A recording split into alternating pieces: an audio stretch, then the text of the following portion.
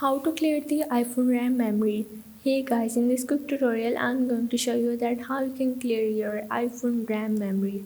So the steps are really easy and simple. So now let's get started.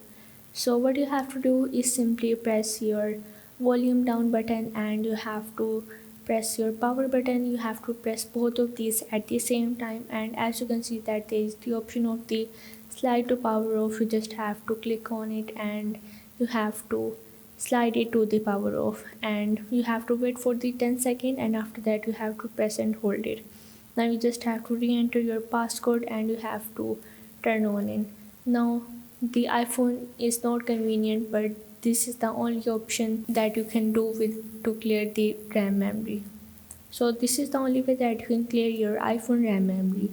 So if this video helped you out, make sure to like and subscribe the channel, and see you in the next video.